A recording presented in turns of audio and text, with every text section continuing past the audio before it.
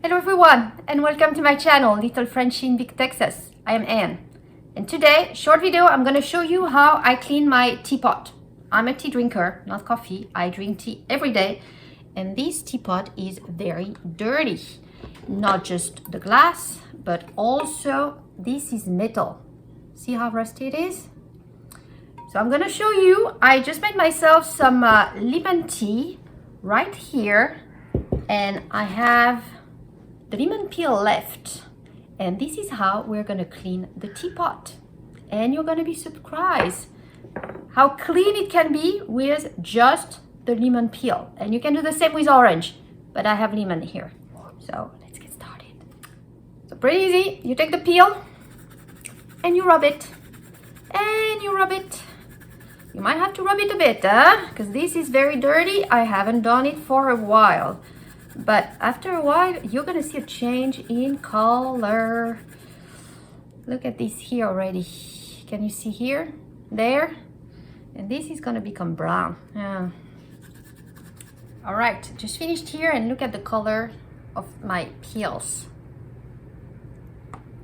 I had a pretty dirty teapot. So pretty brown, which is a good thing because look at that filter now. Isn't it shiny and beautiful? I can actually see the brand, even the bottom. So I have a clean filter, clean teapot as well. Very easy. You just need to use the skin. I took all the pulp and also all the rest out, just the skin. Rubbed, and then I rinsed and kind of rubbed it again with one of my rubber sponge in the sink with fresh water and rinsed. And that was it. And what I showed you here can be used, of course, on anything that is stainless steel, just like this thing. So it was my teapot here, tea filter, but there's a lot you can do with just orange or lemon peel here. And so for the rest of the teapot, as you can see, it's cleaner, but it still has some watermark. I'm gonna let it sit overnight in some distilled white vinegar and rinse it after.